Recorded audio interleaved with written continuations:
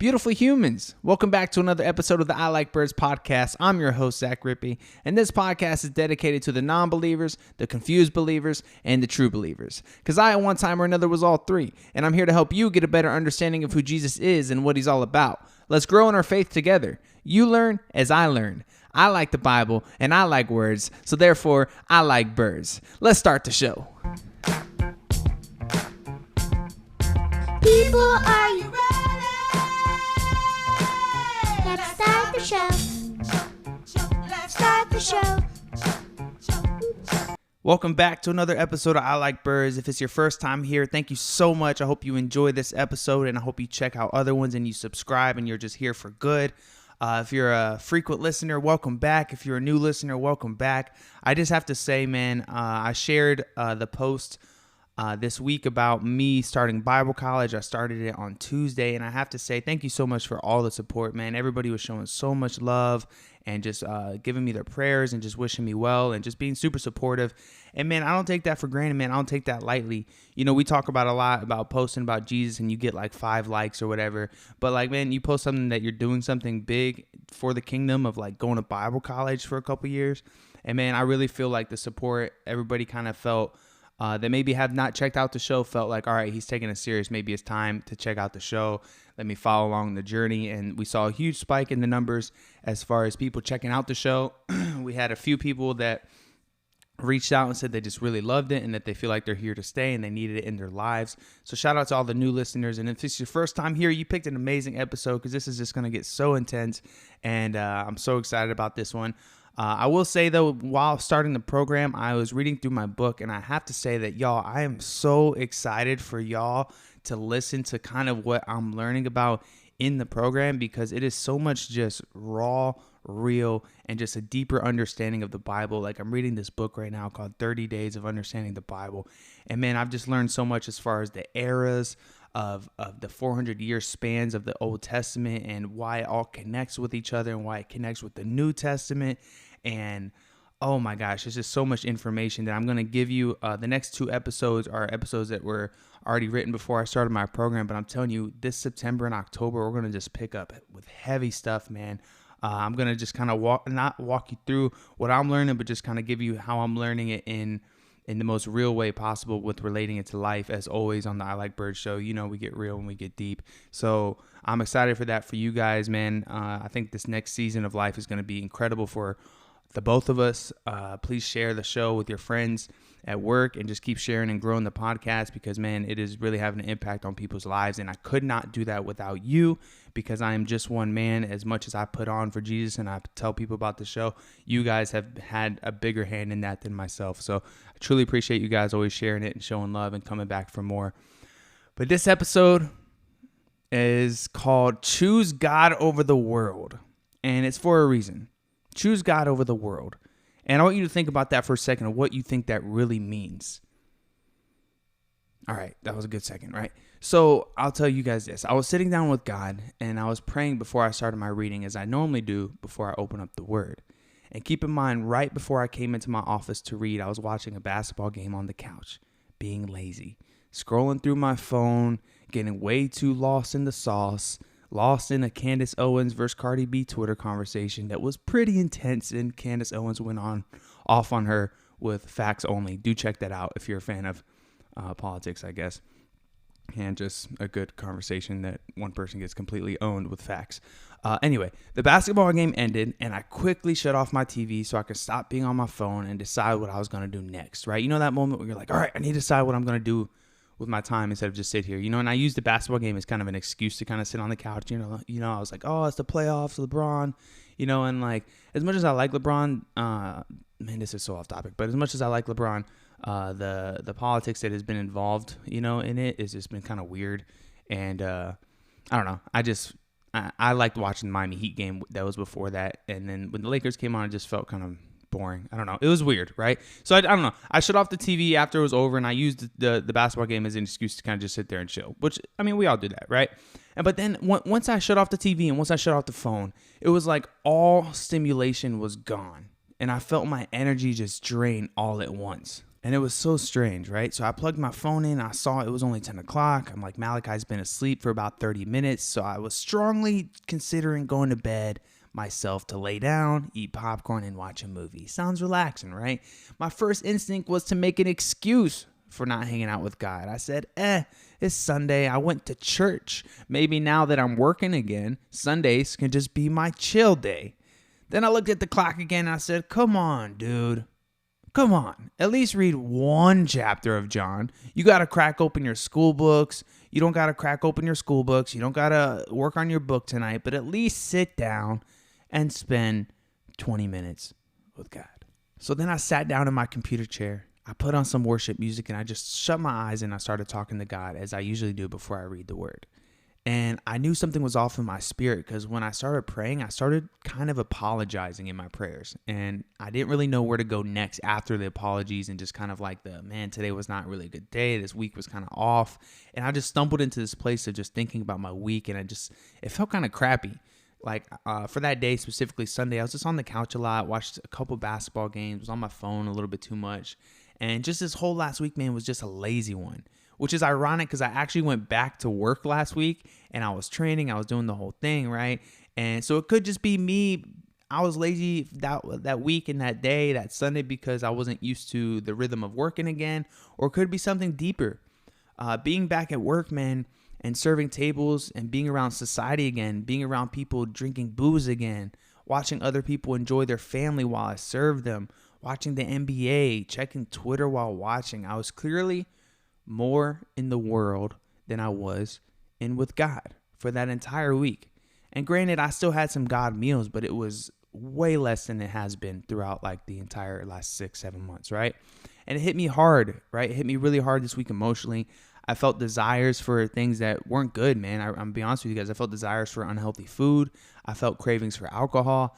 And I even just felt the laziness and didn't want to work out very hard. You know, I just did the minimum. I did like my push-up challenge that I've been doing. And I'm doing like a 25-day, 25 push-up challenge just for myself, you know. But then it's like I was just doing 25. I wouldn't push for more. You know, I would only do it once and then just be done. And I was just kind of lazy, right? And all week, man, I was just studying a menu test, trying to learn how to do things a certain way. I was stressing a final test. And I was even stressing about starting Bible college the following week, right? So I was worrying all week, basically. Just worrying. And I didn't give enough of it to God. I didn't give enough of my time to God. I made excuses. I was exhausted, in quotations. I was in the world too much. I really was. I was in the world too much. I was away from Him more than I like to be. I was trying to squeeze them all in together. And I just didn't know what time to do God. It was this weird situation because I would wake up and I would read my menu test and it was so jumbled last week. And I was like, what time do I work out? What time do I cook dinner? What time do I read? What time do I write? What time do I do a podcast? I was all over the place because of this new job. I was in the world, man. I really felt that way. And when I'm in my phone, I'm in the world, like for real. And I think you know what I'm talking about. Where you're like, whoa. I think the internet has a lot of great to offer. I think it has a lot of great to offer, but I felt when the television shut off and that iPhone got plugged in, I felt something that was not good, guys. I felt the quick human instinct to walk away from God. I really did.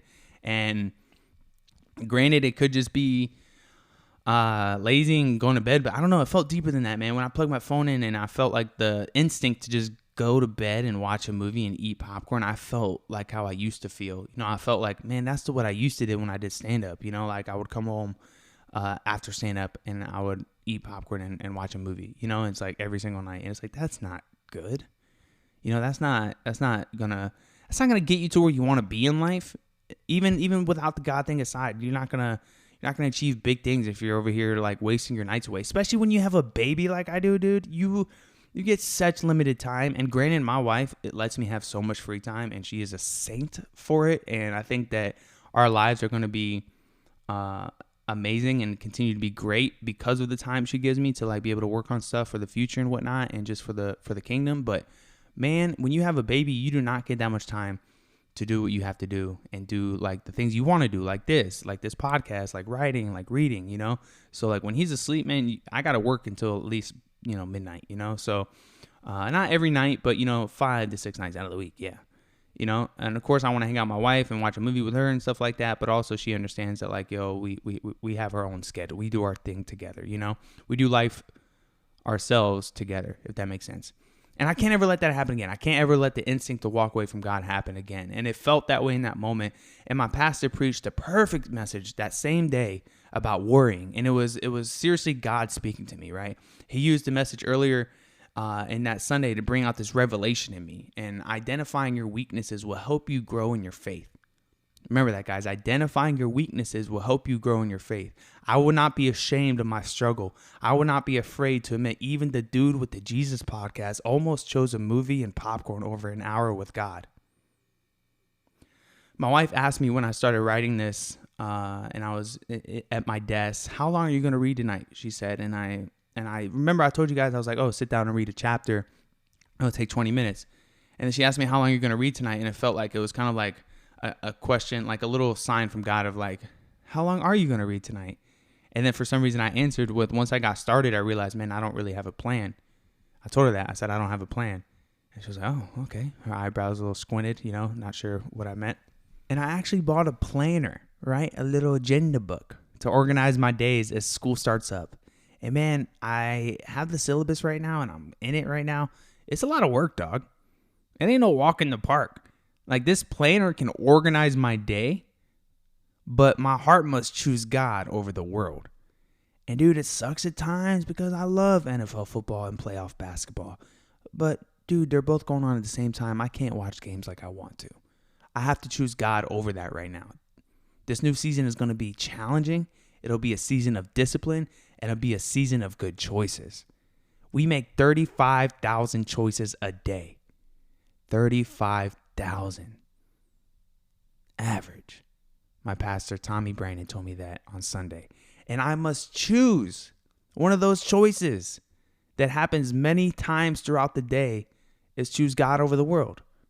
And I hope in your life you do the same. Jesus says in John chapter 15, verses 3 and 4, you have already been pruned and purified by the message I have given you. Remain in me, and I will remain in you. And I'm going to be real. I'm going to be real with you guys. We were going to stop there, but this chapter got so good as I was reading it, I had to come back to my notes and tell you guys more. Verses 5 through 6. Let's get the energy up. I feel like the energy was a little low in the first half because it was very like honest and very, just telling you guys what was going on in my life. But here we go. We're going to pick up the energy here. Are you guys ready? Are you guys with me? Pay attention. Verse 5. Yes, I am the vine. You are the branches. Those who remain in me and I in them will produce much fruit. For apart from me, you can do nothing. Anyone who does not remain in me is thrown away like a useless branch and withers. Such branches are gathered into a pile to be burned. Okay, harsh in this cancel culture, but real as can be from the Alpha and Omega himself. Are you ready to be mind blown? Verses 7 through 9. Let's go. But if you remain in me and in my words remain in you, which is the Bible, which is this podcast, which is his word. If you remain in me and my words remain in you, you may ask for anything you want and it will be granted. When you produce much fruit, you are my true disciples. This brings great glory to my Father. I have loved you even as the Father has loved me, Jesus. Remain in my love. Guys, he chose us. We must choose him. We must choose God over the world, like this episode is called. We must choose him. Remain in him. Don't go to bed and eat popcorn, you loser. Get in the word with God. Sit down and go deep. Don't listen to Joe Rogan and Miley Cyrus. Listen to I Like Birds and all the episodes you missed. And remember when Jesus asked you to do one command that is all you have to do. And I'll tell you what that command is in just a moment. But listen to this first in verses 10 through 11 when he says, when you obey my commandments, you remain in my love, just as I obey my Father's commandments and remain in his love. I have told you these things so that you will be filled with my joy. Yes, your joy will overflow. Overflow. You guys know how you feel when you have an amazing God moment. You know how you feel when you have that feeling, right? And you are filled with nothing but a crazy vibe and good energy. And I got news for you guys. That's the Holy Spirit, baby. Jesus will fill us with joy, overflowing joy. And he already does, and he will do it more the more we choose him. And this is his commandment. You ready for it? We choose him and do this commandment every day. All right, and here it is, chapter 15, verse 12 in the book of John. Verse 12. This is my commandment. Love each other in the same way I have loved you. Dang, is that simple? Yeah, it's that simple. Everything Jesus represented was love. God's love. Love each other. Love us like he did, or as close to it as you can get. As close as you can strive for it, and that's the pursuit. It's the pursuit of him, right? Verses 13 through 15, let's do it. There's no greater love than to lay down one's life for one's friend. That's a fact. You are my friends if you do what I command. Hey, we Jesus' friend. What's good? I no longer call you slaves because a master doesn't confide in his slaves. Now you are my friends. Now you are my friends, since I have told you everything that the Father told me. He said he told us everything that the Father told him. And that just blows my mind right there. Like, how crazy is that he knows and told us everything that God told him? And this whole episode is about choosing God over the world, right? And let's not get it twisted, though. Let's not get it twisted. Choosing him is an honor for us. It's an honor to know Jesus. It's a victory to walk with Jesus. We have authority over the devil. Episode 20, go check it out. We have authority over the devil. We can ask for anything in Jesus' name, and it will be answered like it says in verse 7. I'll read it again, verse 7. But if you remain in me and my words remain in you, you may ask for anything you want, and it will be granted. We are to choose Jesus in our daily lives. But let's not get it twisted, though. Jesus says to his disciples in verse 16, he says, you didn't choose me. I chose you. I appointed you to go and produce lasting fruit so that the Father will give you whatever you ask for using my name.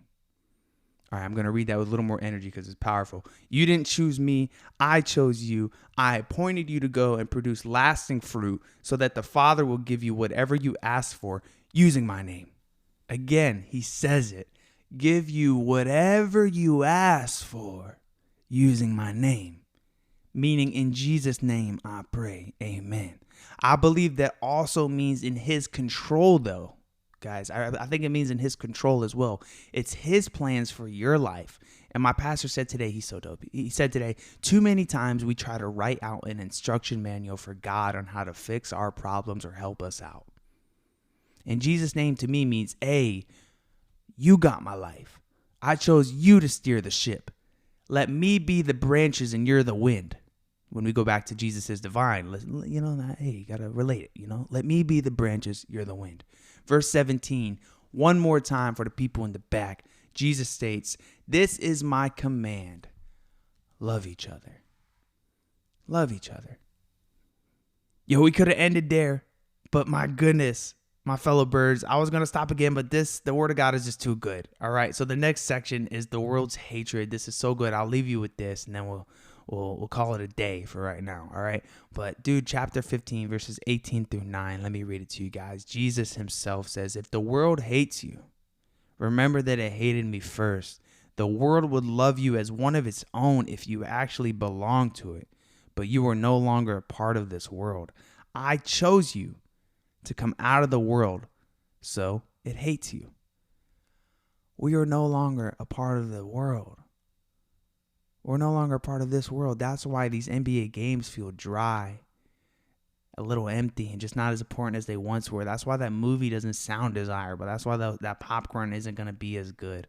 I work in the world again. Man. It feels weird. But I can't be living in that mindset of worldly things all day. I have to make time for God, man. I have to make more time for God. I think we all do. And that's why Sundays are dope, because you can go to church. You can do fellowship with people after, and I love Sundays. And this week was just a week of setbacks. I had a little setback in my faith, and I'm identifying it, and now I'm telling y'all about it, because you will too. One day you may not listen to this pod for a few weeks in a row and you go, dang, I haven't been learning much about Jesus. I haven't really been thinking about him. Oh, let me tune back in.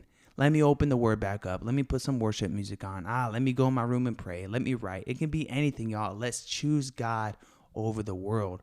Verse 20. Do you remember what I told you? A slave is not greater than the master. Since they persecuted me, naturally they will persecute you. And if they had listened to me, they would listen to you. They will do all this to you because of me, for they have rejected the one who sent me, which is God. Do you remember what I told you? Jesus says, a slave is not greater than the master. Since they persecuted me, naturally they will persecute you. If they had listened to me, they would listen to you. They will do all this to you because of me, for they have rejected the one who sent me. They would not be guilty if I had not come and spoken to them, but now they have no excuse for their sin. Anyone who hates me also hates my Father. Dang.